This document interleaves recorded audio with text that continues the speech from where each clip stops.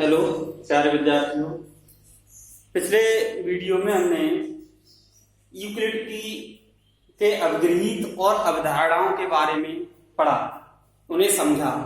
आशा करता हूं आप सभी ने उन्हें याद कर लिया होगा, क्योंकि वो ऐसी चीज है, वो हमेशा सत्य है, सार्वभौमिक सत्य है, वो हमें याद रहने ही चाहिए। हम उनका प्रयोग कहीं पर भी कर सकते हैं, गणित में, ज्यामिति में भी, और कुछ अवगृहीत है उनका अंकगणित में भी प्रयोग होता है। तो अब उन्हीं पर आधारित है अगली जो इस वीडियो में दे रहा हूं, वो है प्रश्नावली, है उसी पर आधारित प्रश्नावली 5.1। ठीक है, तो उसका पहला प्रश्न है हमारा, निम्नलिखित प्रश्नों में कौन से कथन सत्य हैं और कौन से कथन असत्य हैं, अपने उत्तरों के लिए कारण दीजिए। अब इसमें हमारे 5 खंड दिए गए हैं। तो देखिए 5 खंड क्या, एक बिंदु से होकर केवल एक ही रेखा खींची जा सकती है। अब जिसको अवगृहीत और अवधारणा याद होगी वो तुरंत बता देगा कि यह कथन असत्य है। ऐसे ही दूसरा क्या है, दो भिन्न बिंदुओं से होकर जाने वाली असंख्य रेखाएं हैं, ये भी एक अवगृहीत अवधारणा के रूप में दिया गया है। एक शांत रेखा दोनों ओर अनिश्चित रूप से बढ़ाई जा सकती है। यदि दो वृत्त बराबर हैं तो उनकी त्रिज्याएं बराबर होती हैं। आकृति में यदि ए बी बराबर टी क्यू बराबर एक्स वाई, तो ए बी बराबर एक्स वाई होगा, ऐसा दिया गया है। तो ये भी एक अवधारणा है हमारी यूक्लिड की।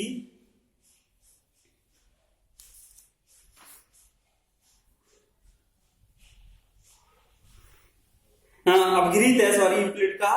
ये सभी यूक्लिड पर अवगृहीत पर आधारित हैं।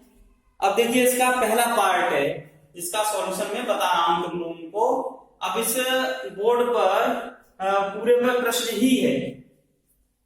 अब मैं इधर वैसे इसका सॉल्यूशन बता सकता हूं। देखिए हल बता रहा हूं, फर्स्ट पार्ट का हल है। फर्स्ट पार्ट का, एक बिंदु से होकर केवल एक ही रेखा खींची जा सकती है, इसका हल क्या होगा।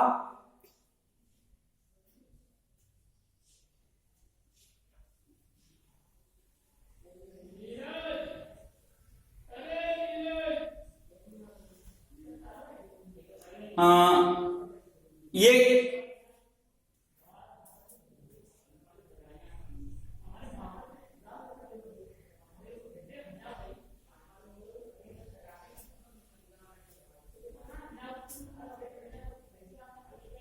यहां पर लिख रहा हूं मैं, क्योंकि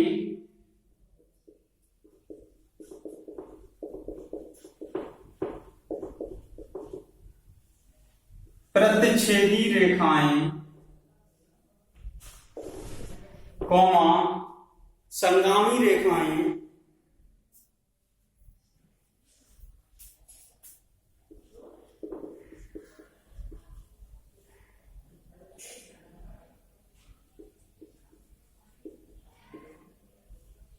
प्रतिच्छेदी रेखाएं संगामी रेखाएं दिए गए कथन को, दिए गए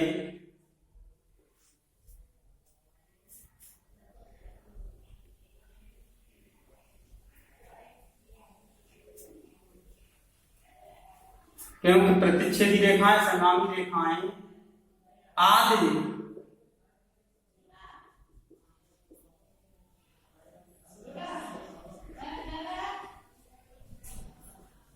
ज्यामितीय तथ्य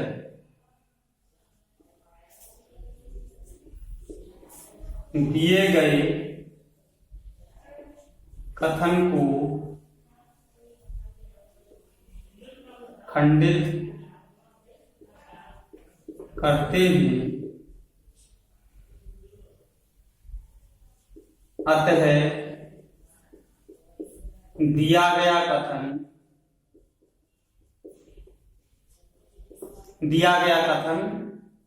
असत्य है। वैसे भी हम जानते हैं कि एक बिंदु से होकर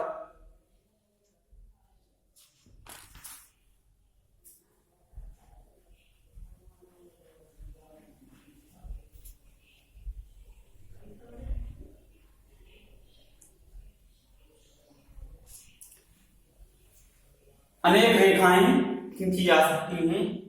हम यहाँ पर लिख सकते हैं क्योंकि प्रतिच्छेदी रेखाएं, जैसे ये है कोई बिंदु दे दिया हमसे,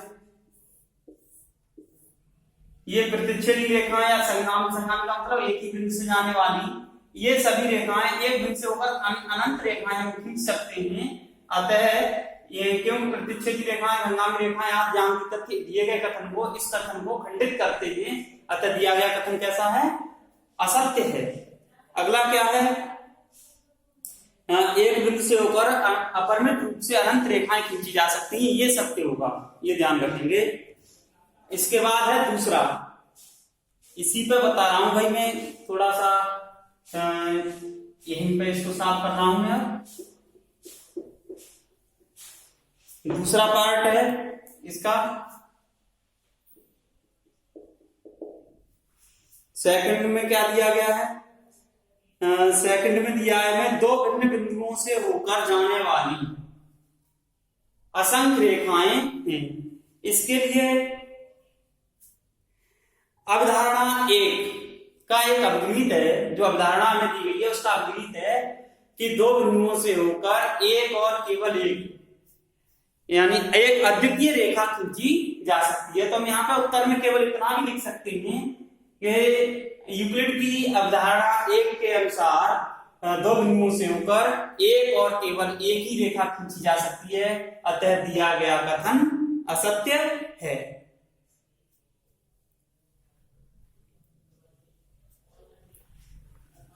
यहां मैं लिख दे रहा हूं,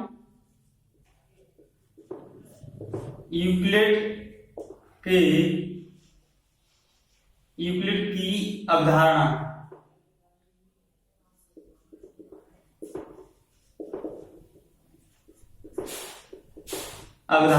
के अनुसार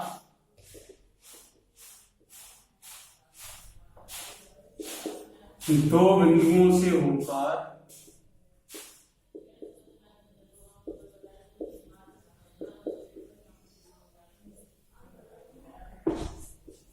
से होकर एक और केवल एक रेखा खींची जा सकती है, एक और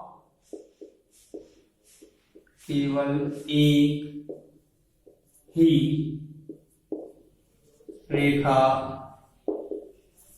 खींची जा सकती है। हमें पता है यूक्लिड की अवधारणा है, उसका एक अवगृहीत दिया गया है कि अवधारणा में भी अवगृहीत है पहले वाली में कि दो बिंदुओं से होकर एक और केवल एक ही रेखा खींची जा सकती है, अतः दिया गया कथन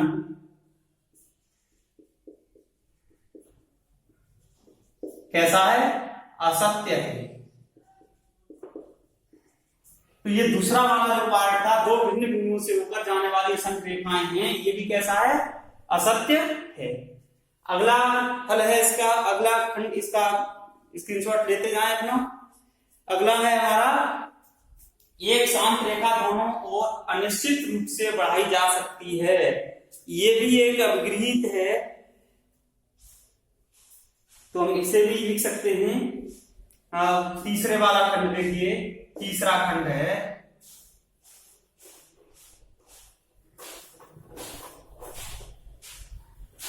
यूक्लिड की अवधारणा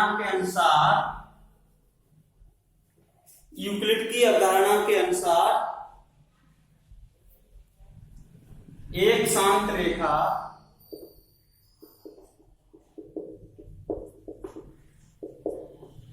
दोनों ओर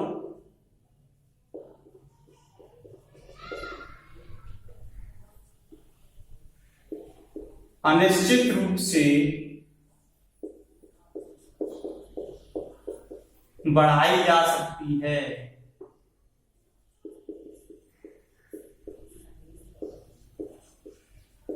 अतः दिया गया कथन कैसा है? सत्य है। अब मैंने पहले ही बता दिया कि अगर अवधारणाएं और अवगृहीत याद कर लिए होंगे तो इस प्रश्नों को हल करने में कोई भी परेशानी नहीं होगी। यूक्लिड की अवगृहीत के अनुसार, अवधारणा के अनुसार एक शांत रेखा दोनों ओर, अवधारणा दो है ये यूक्लिड की, दोनों ओर अनिश्चित रूप से बढ़ाई जा सकती है, तो दिया गया कथन कैसा हो गया? सत्य हो गया। अब बात आती है चौथे वाले खंड की।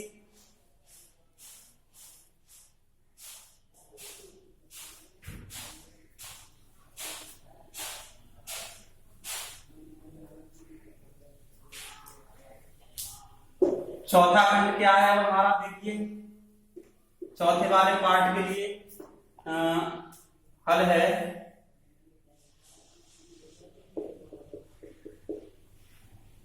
यदि दो वृत्त बराबर हैं तो उनकी त्रिज्याएं बराबर होती है। तो देखिए क्या है,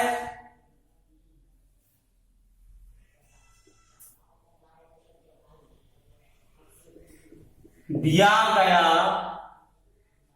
कथन सत्य है क्योंकि दो वृत्तों की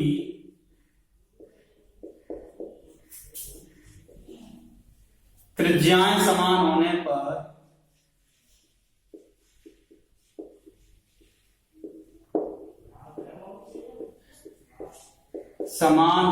पर ही वृत्त बराबर होते हैं। क्योंकि दो वृत्तों की त्रिज्या समान होने पर ही दोनों वृत्त बराबर होंगे। दोनों वृत्त बराबर होंगे। ये चौथा पार्ट हो गया तुम्हारा। अगला है, एक अवगृहीत था हमारा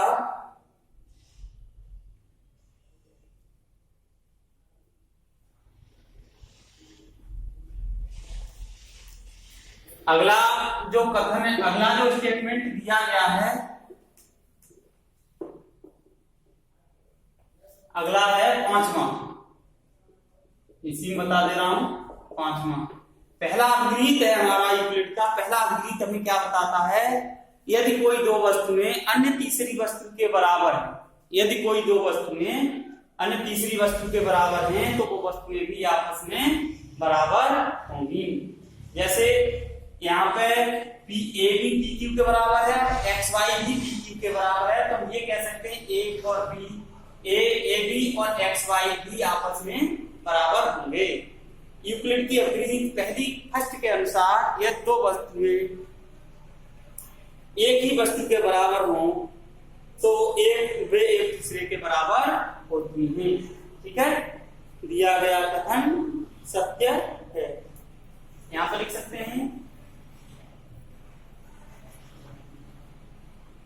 यूक्लिड के प्रथम अवग्रही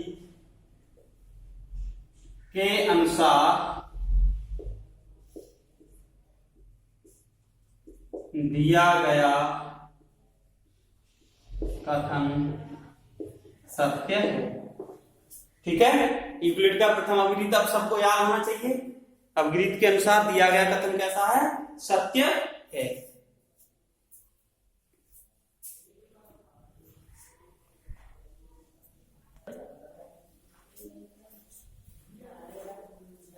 अगला प्रश्न है, देखिए प्रश्न नंबर 2।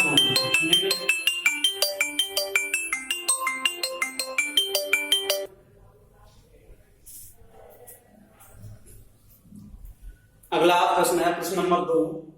निम्नलिखित पदों में से प्रत्येक की परिभाषा दीजिए। क्या इनके लिए कुछ ऐसे पद हैं जिन्हें परिभाषित करने की आवश्यकता है? वे क्या हैं? आप इन्हें कैसे परिभाषित कर पाएंगे? पहला है समांतर रेखाएं, लंब रेखाएं, रेखाखंड, वृत्त की त्रिज्या और वर्ग। तो सबसे पहले समांतर रेखाओं की परिभाषा देते हैं। तो क्या है, देखिए, दो सरल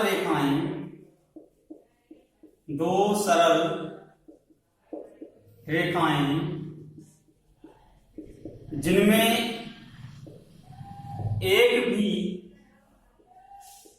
उभयनिष्ठ बिंदु, उभयनिष्ठ का मतलब है कॉमन पॉइंट या एक दूसरे को नहीं काटती हैं, एक भी उभयनिष्ठ बिंदु नहीं हो, जिनमें एक भी उभयनिष्ठ बिंदु नहीं हो एक दूसरे के समांतर होती हैं। दो सरल रेखाएं जिनमें एक भी वरिष्ठ बिंदु नहीं हो एक दूसरे के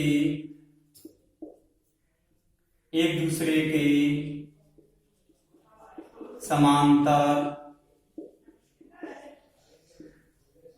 होती हैं।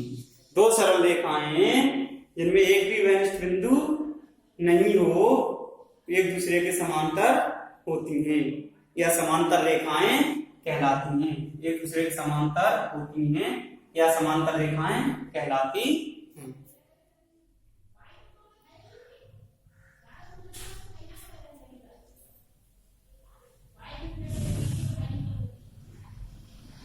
अब इसमें एक प्रश्न का उत्तर हो गया, क्या इनके कुछ ऐसे पद हैं जिन्हें परिभाषित करने की आवश्यकता है?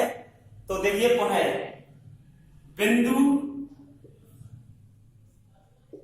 तथा सरल रेखा, बिंदु तथा सरल रेखा इसमें कैसे पद हैं?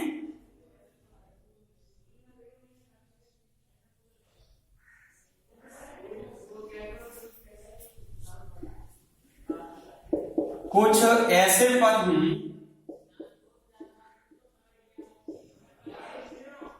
जिन्हें परिभाषित करने की आवश्यकता है। परिभाषित करने की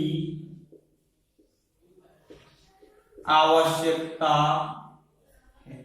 यानी बिंदु और सरल रेखा कुछ ऐसे पद हैं जिन्हें परिभाषित करने की आवश्यकता है। तो यूक्लिड की कुछ परिभाषाएं हमें दी गई थी, उन परिभाषाओं के अनुसार हम इनको परिभाषित करेंगे।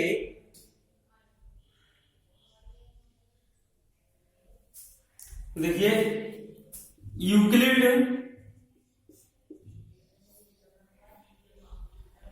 की परिभाषाओं के अनुसार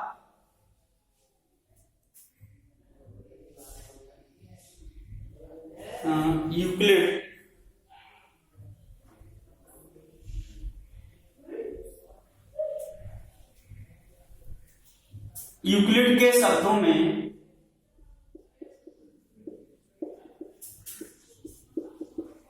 बिंदु तथा सरल रेखा को परिभाषित कर सकते। यूक्लिड ने भी परिभाषाएं दी गई हैं, कुछ में परिभाषाएं लिखाई थी शुरू में, उसमें बिंदु की भी परिभाषा है और सरल रेखा की भी परिभाषा है। बिंदु की परिभाषा क्या है?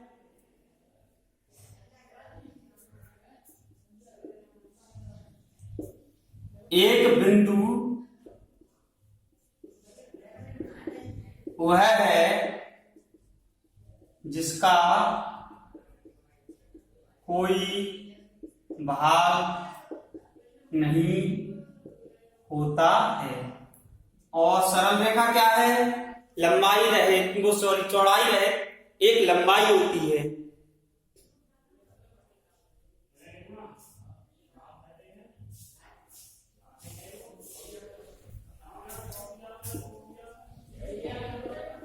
सरल रेखा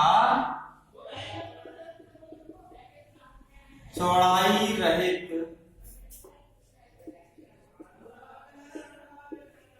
लंबाई होती है। आगे इनकी परिभाषाएं भी दी गई हैं और जो अपने इस सरल रेखा पर जितने भी बिंदु होते हैं उन पर सपाट रूप से स्थित होती है। परिभाषाएं बहुत हैं। इसी प्रकार से लंब रेखाओं की परिभाषा है। तो लंब रेखाओं की अब मैं इनको तुम लोगों के लिए समझा दे रहा हूं, केवल अपने आप करना। एक ही परिभाषा मैंने दे दी लंब रेखाओं के लिए, क्योंकि मैं पूरा परिभाषा लिखूंगा तो बहुत टाइम लगेगा। लंब रेखाएं क्या हैं?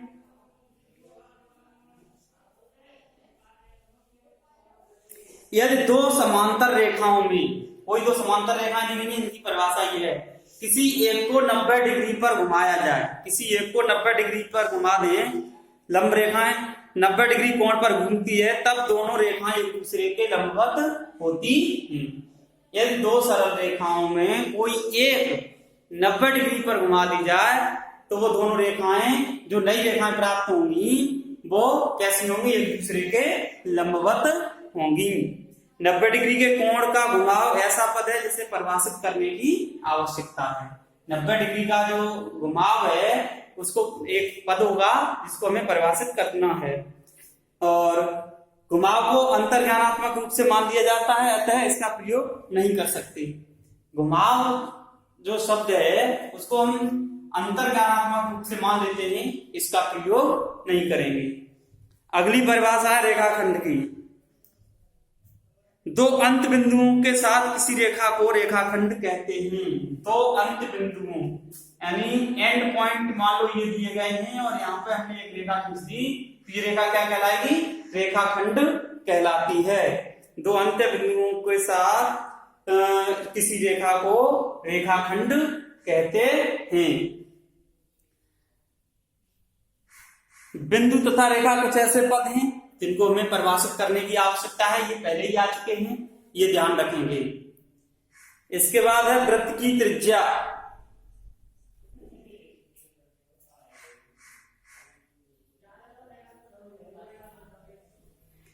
अब वृत्त की त्रिज्या की बात करते हैं तो मैं यहाँ पे छोटा सा वृत्त बनाता हूं तुम लोगों के लिए, और वृत्त की त्रिज्या क्या होती है,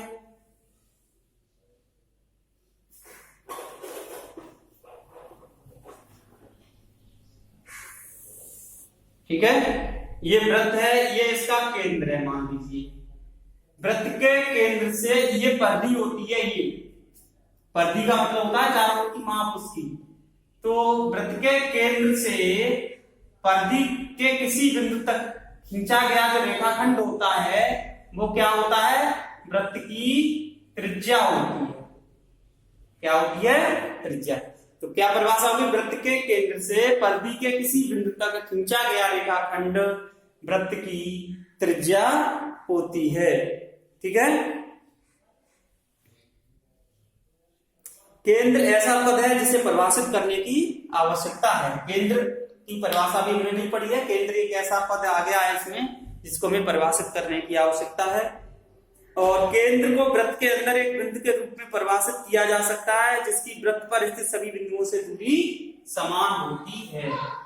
हम लोगों ने केंद्र क्या है, केंद्र वह वृत्त के अंदर वो बिंदु होता है जिसकी वृत्त पर स्थित सभी बिंदुओं से जो दूरी होती है वो समान होती है, उस बिंदु को हम क्या कहते हैं, केंद्र। इसका सबसे अच्छा उदाहरण है, गांव में भैंस किसी खूंटे से बांध देते हैं, भैंस जब घूमती है चारों ओर तो एक वृत्त टाइप बना देती है, जो खूंटा होता है वो भैंस का वो वृत्त का केंद्र होता है।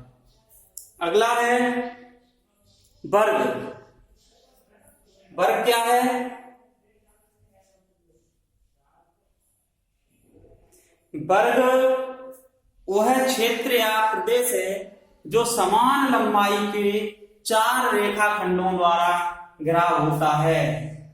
वर्ग वह क्षेत्र या प्रदेश है जो समान लंबाई के चार रेखाखंडों द्वारा घिरा होता है तथा प्रत्येक दो किनारों के बीच 90 डिग्री का कोण होता है। ये भी शर्त है इसमें। वृत्त वह वर्ग क्षेत्र या प्रदेश है जो समान रेखाखंडों के समान लंबाई के चार रेखाखंडों द्वारा घिरा होता है और प्रत्येक रेखाखंड के बीच में 90 डिग्री का कोण होता है, यानी समकोण पर होते हैं, या प्रत्येक रेखाखंड परस्पर लंब होता है। क्षेत्र या प्रदेश किनारा तथा कोण को अंतर्ज्ञानात्मक रूप से मान लिया जाता है। ये कुछ ऐसे पद हैं जिन्हें परिभाषित करने की आवश्यकता थी। तो ये प्रश्न नंबर 2 हो गया तुम्हारा। अब इसके बाद है प्रश्न नंबर 3 अगला, उसको मैं अगले वीडियो में बताऊंगा। इसमें जो रह गए हैं 3, 4, 5 जो भी प्रश्न हैं उन्हें अगले वीडियो में पूरा करके हम एक्सरसाइज फिनिश कर देंगे।